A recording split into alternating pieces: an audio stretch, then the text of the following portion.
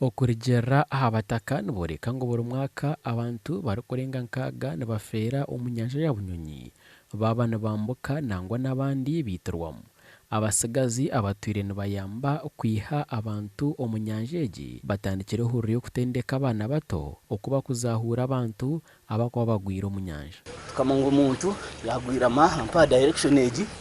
akorere ngu tukine ebyo kwogesa nk'ebirabo by'aba mariners kama umuntu yashumira icyo tushumoro uri kureba oshumeyo usakinga omuntu yabura oleta abandi bantu babiri nko kuturi group y'abantu bana bashumeyo mpaka aho turabonera omuntu mushanga nk'eryato ryajumara cyoge speed n'abagenzi banje tubakwate tubiyemo bamwe bakira abandi bafe.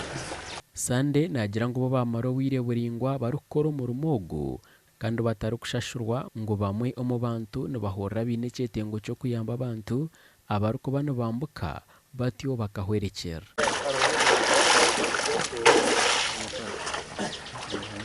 Maze ubwire buringwa munonga turakora umurimo voluntary ninga kuyamba kwenka hati twarebire kikuba beyond hakaitwe turukura so turi kwenda ngo training abantu ubwa hati bari no batendeka abana barukurenga 30 abarimo abujo hamwe n'abishiki bishomero rya Cyabahinga primary school aho abana bingi barukozesa obwato ubwo babana baza ahishomero kushoma gasharamu kugira ngo abana bitu abari kwegera ishomero rya Cyabahinga primary school bagume barega okwega koga kugira ngo haje kuzaho mu kabutandu beyambe.